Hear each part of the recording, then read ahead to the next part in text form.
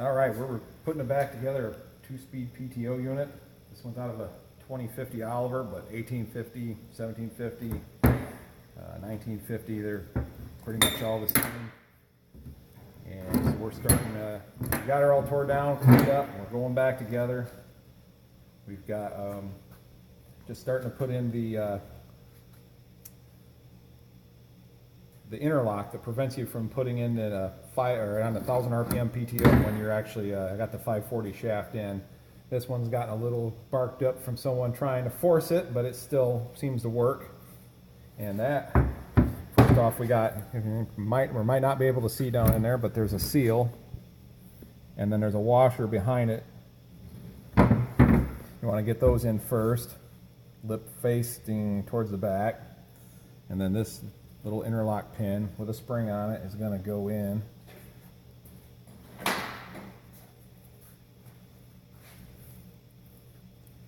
With the flathead facing in, there is a larger hole that goes right through the gear, and if you don't drop that,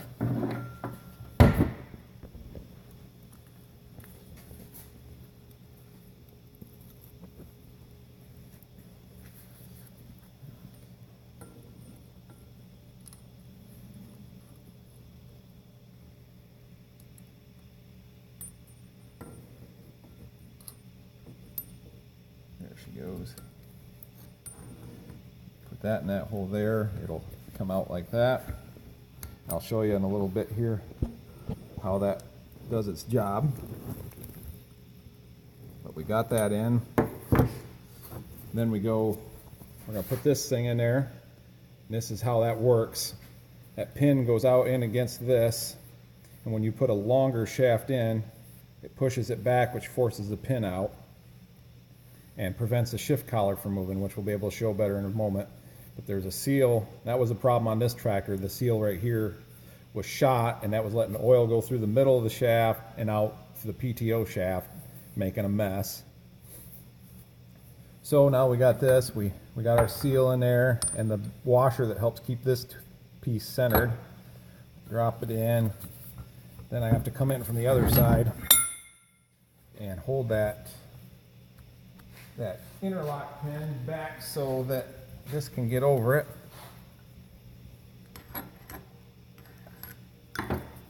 And it's gotten in there. I'm just centering it up so it goes in the seal right. Looks visually good, and I like to put a little grease on the seal so that it slides across this better and doesn't drag and roll or anything. And now it's in. So if you can hopefully see this, when I stick the shaft in this one end, which is where your output shaft, your 540 or 1000 will go in, when it pushes that plunger back, it pushes that interlock pin out. And then the shift collar that would normally be on there,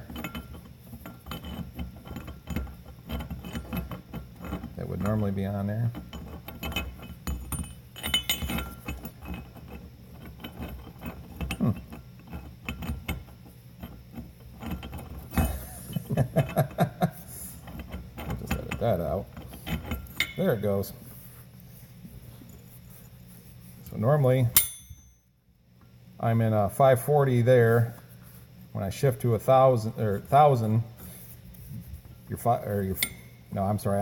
in 540 there. But your 540 shaft is a little longer, so it pushes that inner plunger in, which pushes that interlock up. Then this collar can't get over there far enough to shift it into 1000 while you still have the 540 shaft in. Once you take that shaft out, that plunger pushes back, lets that pin drop back down. You can shift it into 1000 RPM, which that gear isn't on here at the moment, but you'll see that in a moment too.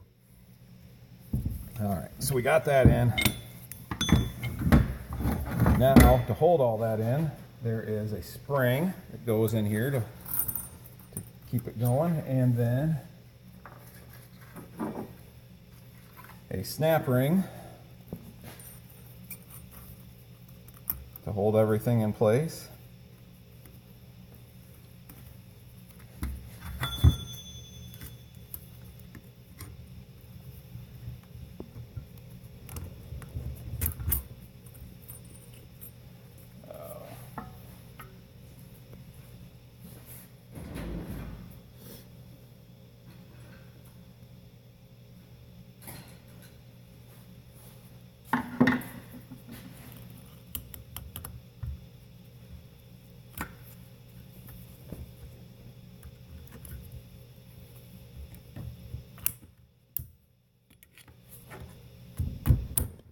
snap ring down in the groove, just like that.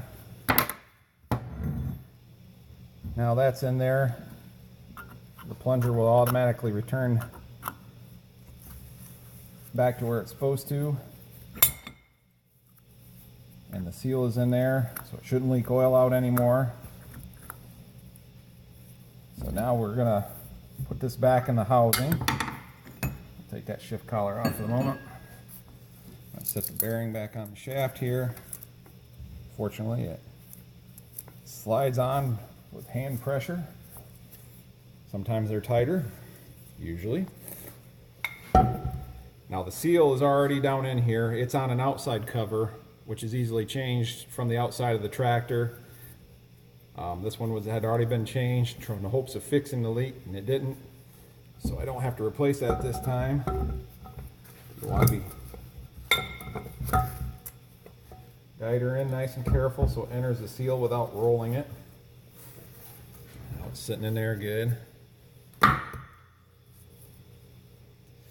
Alright, next thing we want, that shift collar that didn't want to go on so well, now it goes on easy. And of course I forgot this in the right order. This is our shift rail that moves the shift collar. This is the part that will come out the back. I want to show something here. You can see hopefully that this is where when you set the set screw that comes up through the bottom of the PTO unit, when you shift gears, you don't have to tighten that bolt super tight. There's a groove that's supposed to go into, and an original bolt will have a tapered head to it that fits down in that groove. You just need to snug it up a little bit and then lock the lock nut to keep it from shifting. It's not going to go anywhere. Don't look like previous people did and just find a spot and crank it down until it makes a dent and everything, and you have to clean it. I've deburred this so it slides through the seal without tearing that up. But that's something to watch for when you're putting them back together. Make sure these surfaces are smooth enough to slide over the seal without destroying it. So put our shift collar in the shift rail. There's a seal down in here that I've already changed in the housing itself. The lip faces towards me.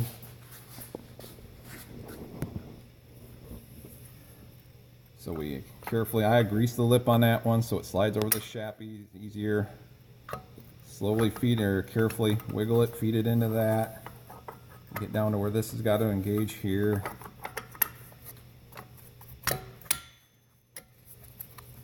Just like that. All right, then we have, this is for a dual speed. This is 1,000 RPM gear. Smaller so it goes faster.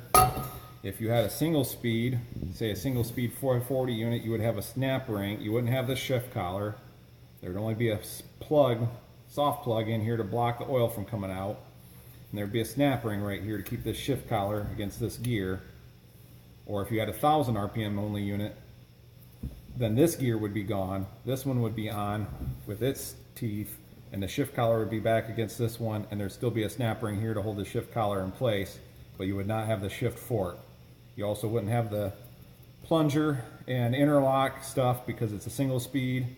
There'd just be a soft plug in the back of this right here to keep oil from coming out that way.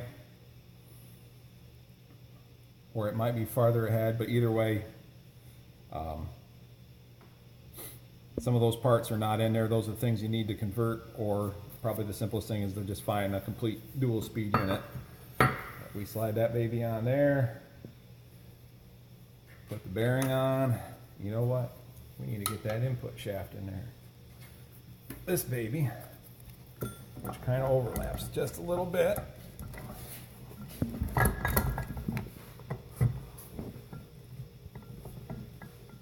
Carefully engage that into the seal so it doesn't roll it. I think we're good there. But I want to look. Yep. We are good. Okay, we got those in together. Put this bearing on.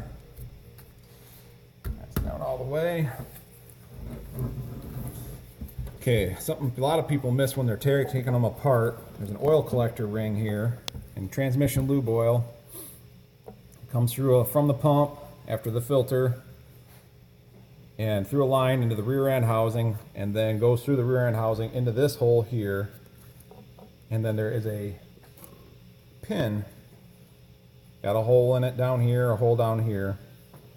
And when you're taking them apart, this this pin is what guides the oil into this collector ring to lubricate not only the gears, but it fills the shaft with oil. That's why you got to have a plug in the back to keep the oil from coming out with an O-ring.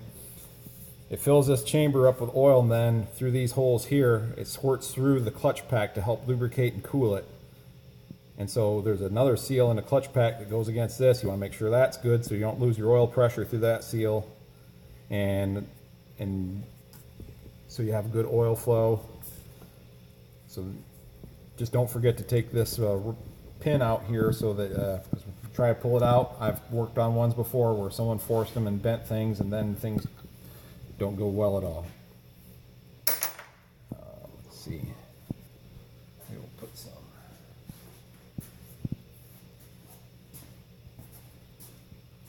pipe sealant on our plug. That's all it is a pipe plug. So if you ever wonder what that little pipe plug sticking on the top of your PTO unit was for, that's what it is. Just caps off this hole.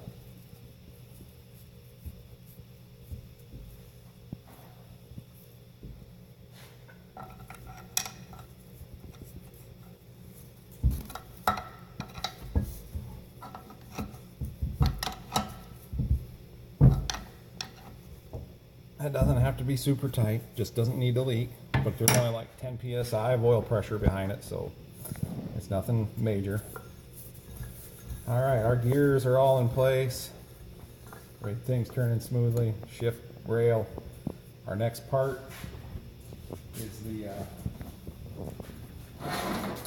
assembly with the clutch pack already in it. We also don't want to forget the thrust washer that acts as your PTO brake. We'll slide that in there as we're setting it down. Maybe it'll stay in there on its own. But one thing we have to watch for is there's a large hole right here. When you're taking it apart, there's a friction pin that goes in there. You have to drive that out before you can separate these two pieces, the shaft, the long shaft there from this hub. And then when you put it back together, you want to make sure your splines are lined up so that hole lines up with the hole in the shaft. Otherwise, it's not going to go back together right. So, I might have to see if I can. First, I have to find the hole. There. We'll move our hole up top here. And it's up top here.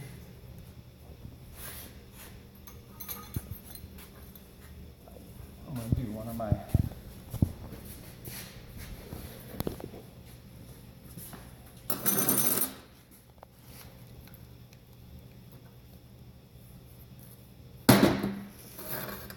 what I'm doing here is just putting this grease on this thrust washer because it makes it sticky. And it'll hold it in place, and it'll mix in with the oil in the rear end once things all get working around there. Won't harm anything, but keeps it where I want it to be. So there's my hole.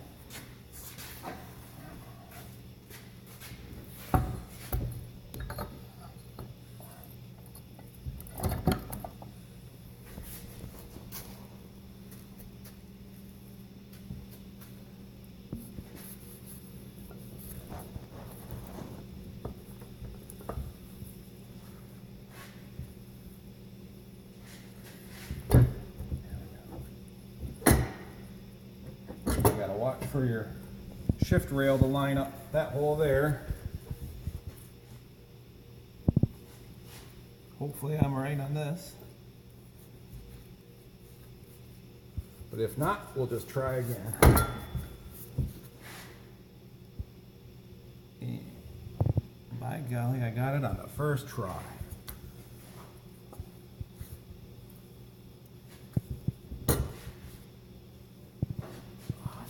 tap this dowel pin.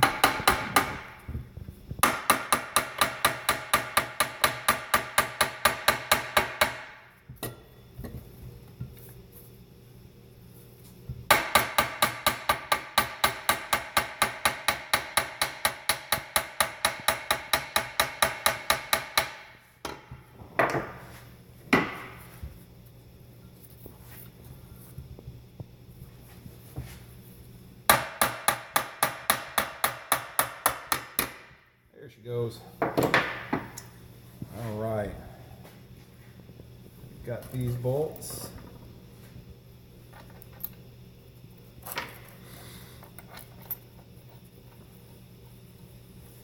I didn't have to tear the clutch pack apart on this one. We just had oil leaks, but the clutch was in good shape and no signs of heating. And so I guess that'll have to be for another video of actually overhauling the clutch itself.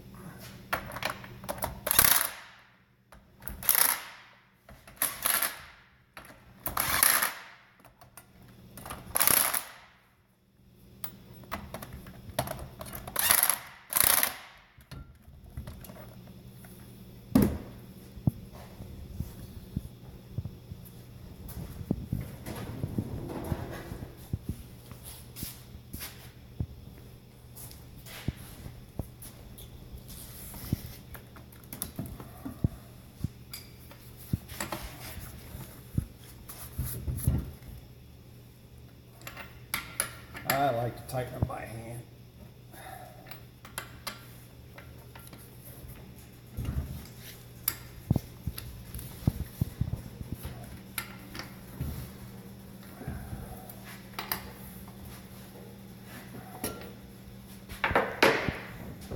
I'm sure there's a torque specification in the book for that.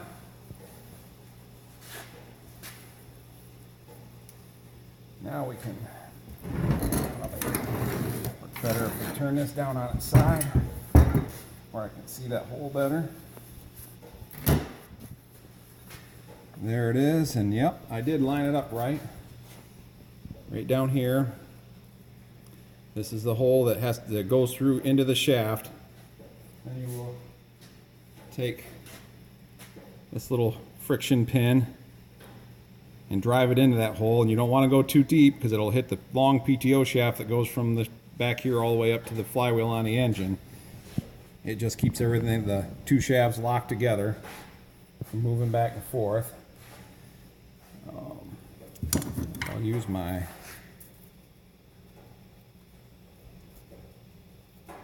handy dandy needle nose pliers to hopefully get it down in there.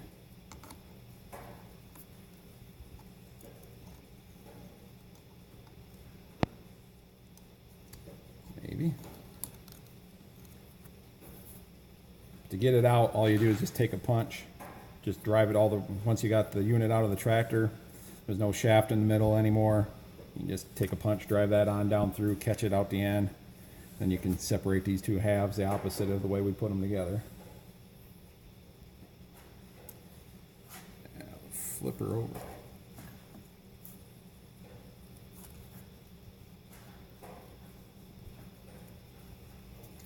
There we go.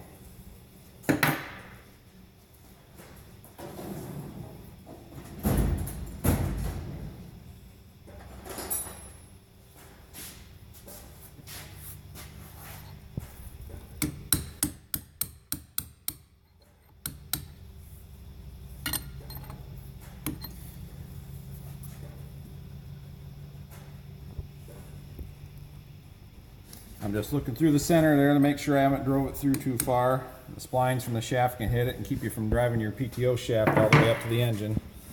That looks pretty good.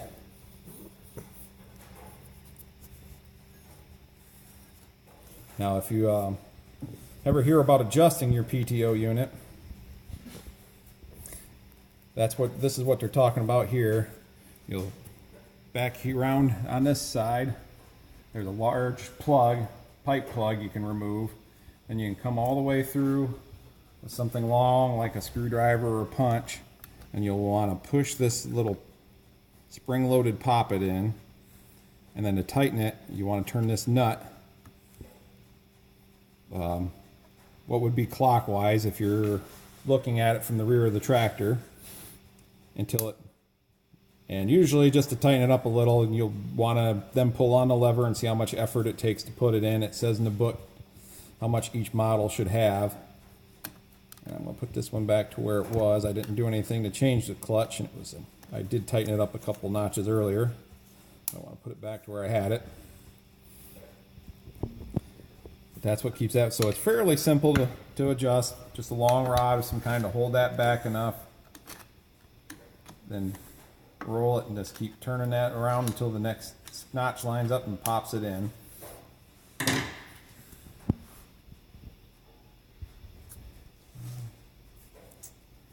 I do believe we now have a PTO unit. As you can see here, this is what your forks engage. This is the brake position.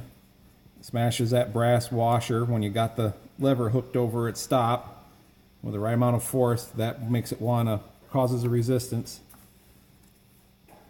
and should in theory allow the two parts to turn separately.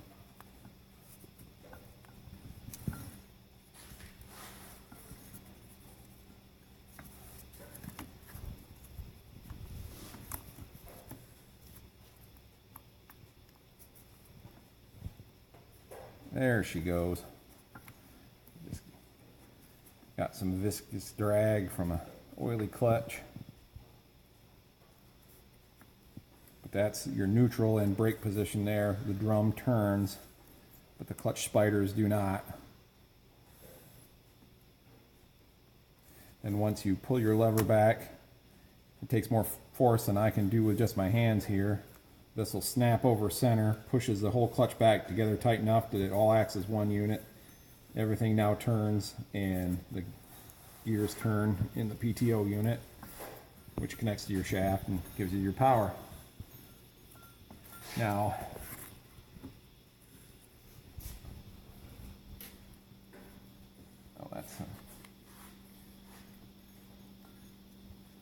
just seeing if my end play was already good. I'm just kind of double checking it, but I didn't need to adjust anything.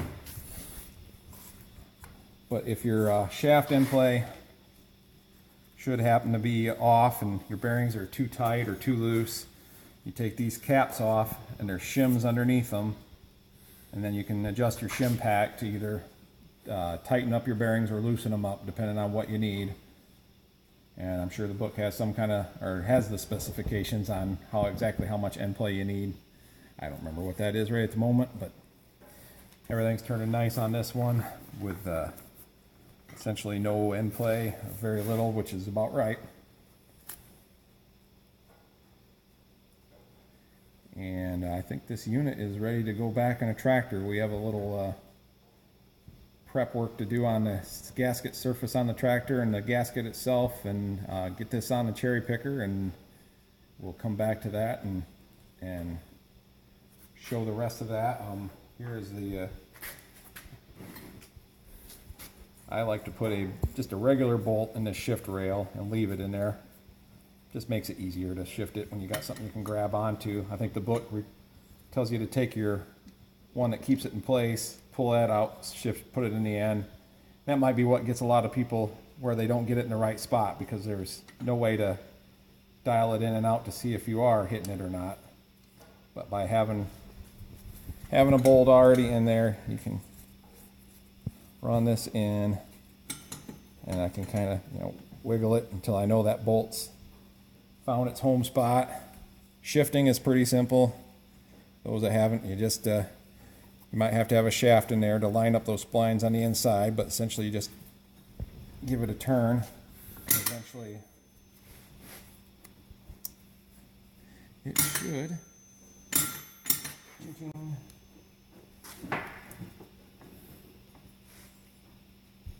line up the splines for that shift collar unless you shift it in. There it goes. And then once again, just find that center on that groove with your other pin. Once it's down in there, it's not going anywhere. Tighten up that jam nut, and you're good. And then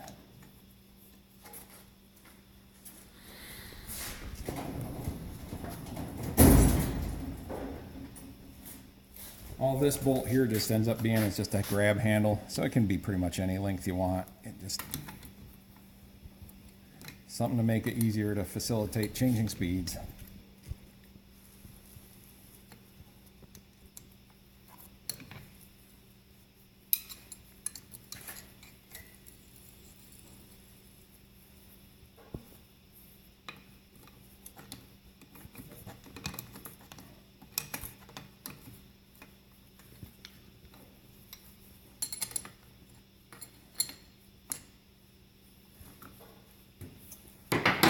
And I'm now seeing that the nut on this is rounded up enough, rounded off. I am going to replace it with a new one. Okay. All right, we're ready to put this thing in here. We want to make sure that this collar here, that the arms are sticking out each side. They're going to engage these arms here, which hook to your lever. Got our new gasket in and all doped up. It's still not wanting to stick the best, but it'll get over that. You want to make sure you got your lube hole on your gasket in the top there, or you're not going to get lube, plus your bolt holes ain't going to line up because the ones on the bottom have got a different spacing. So it's pretty hard to get it on wrong. But so I got it hanging from the cherry picker here, chained on like that, and then I put the PTO shaft in, and I take a nice pipe that'll fit over that shaft, and that lets me pivot it up, because you're going to kind of want to get in there and kick it up into those levers as you come in.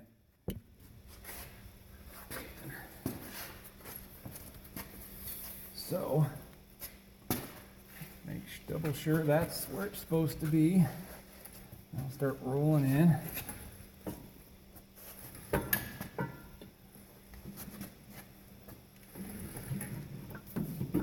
think we got to come down just a little bit. Whoops.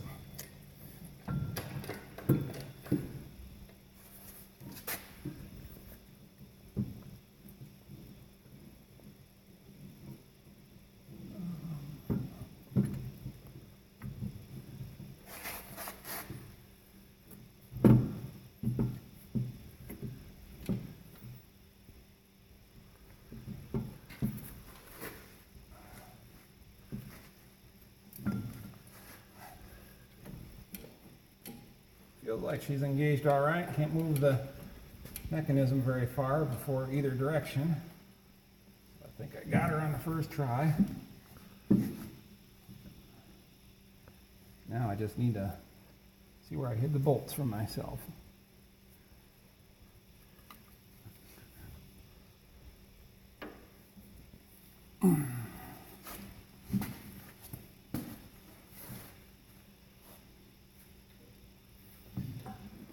Just a little more. There. She slides right in.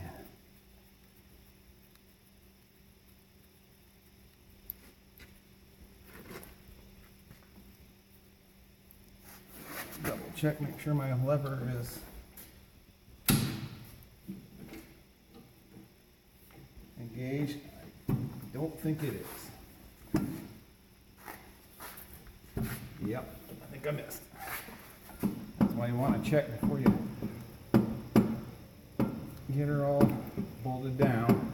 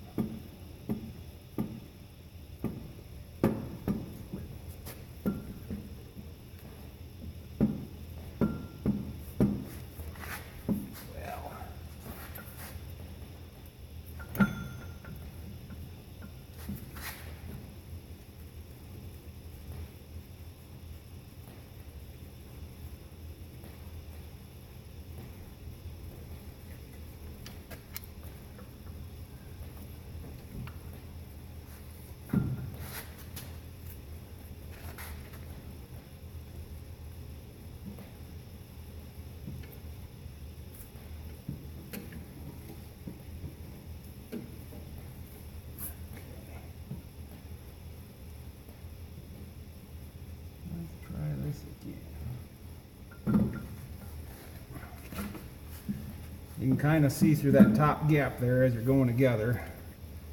Not the easiest, but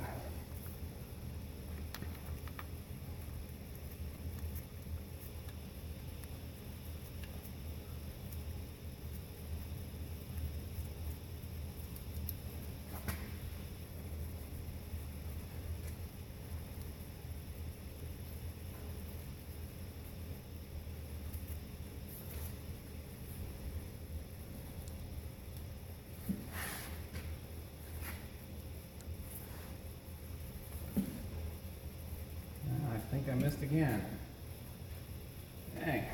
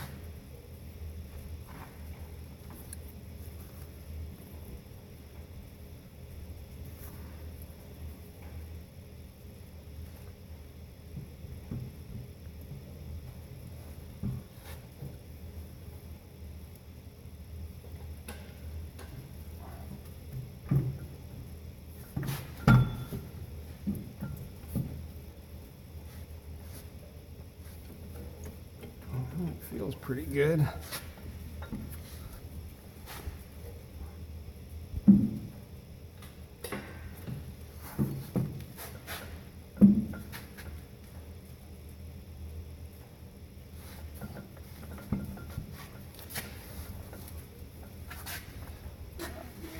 Heavier bolts.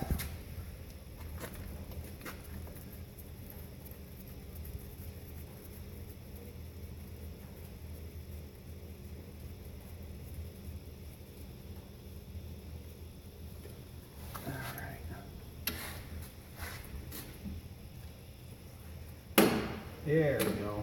You can hear the PTO snapping in, snapping out, snap in, snap out. I got her engaged right now. Now it's just a matter of putting the rest of the bolts in and tightening them down. Then we'll put the long PTO shaft in up to the engine.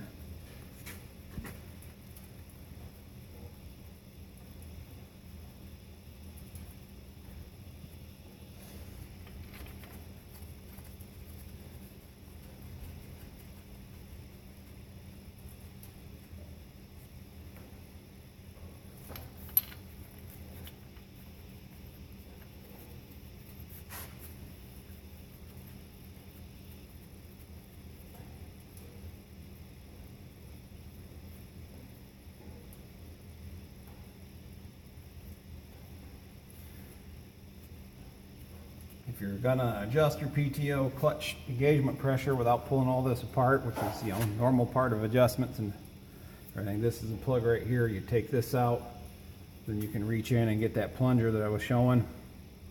Push that in, turn the adjusting nut until it snaps into the next notch, then try your lever again.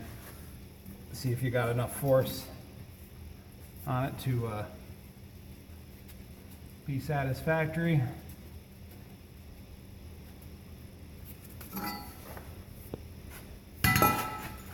It's not going to go anywhere. We'll get this cherry picker out of the way, put the rest of the bolts in, and put the shaft.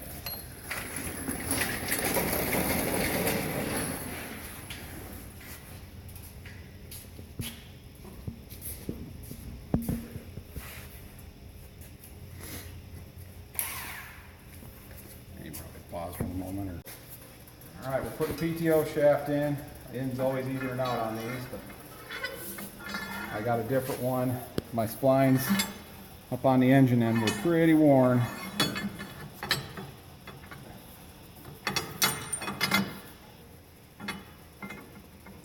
Get it to go through that seal. Then we got to get it starting these splines here. There we go. And those splines. And it's just a piece of 1/2-inch thread rod. 1/2-inch 13 that I put in there. A long bolt will work too. You want to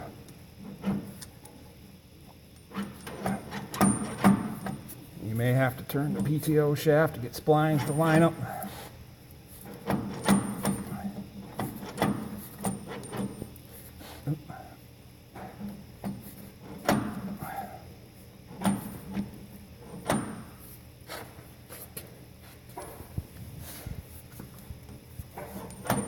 There she goes. There. When it finally gets all the way in, when you turn the PTO, it won't turn that PTO shaft because this is engaged with the engine now.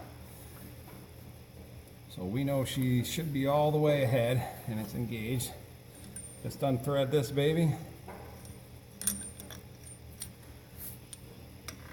Then inside there's a groove for the O-ring that you put in first. First groove you'll reach is for the snap ring that holds that plug in.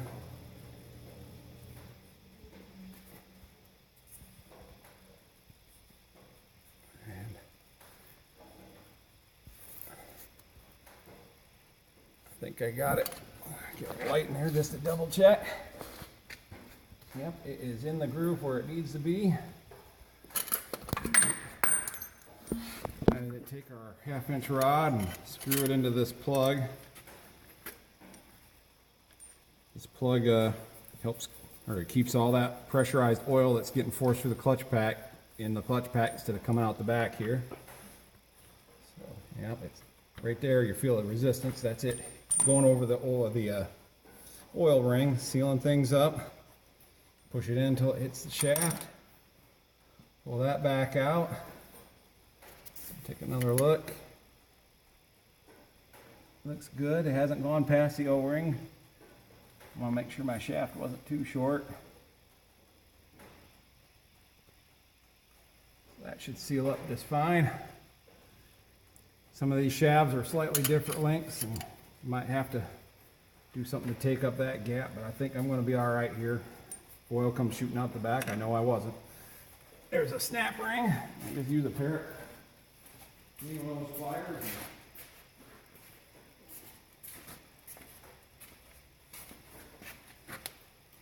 Collapse that down until it gets to the snap ring groove.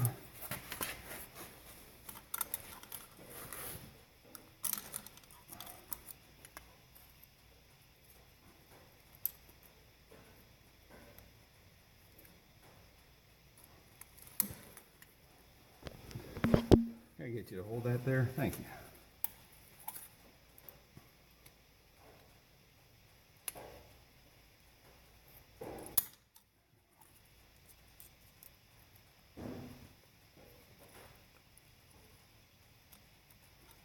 And just like that. Give it a little wiggle, make sure it's in the snap ring groove like it belongs, and that is done. You can put your cap back on. You don't really need any sealing on this cap if all your regular seals are good. That's just to keep the weather out. And it's just a matter of putting the drain plug back in the bottom, and we'll put our transmission gear lube back in that hole, fill her up to this hole right here is your normal operating level where it just starts coming out of that. And then it should be good to go.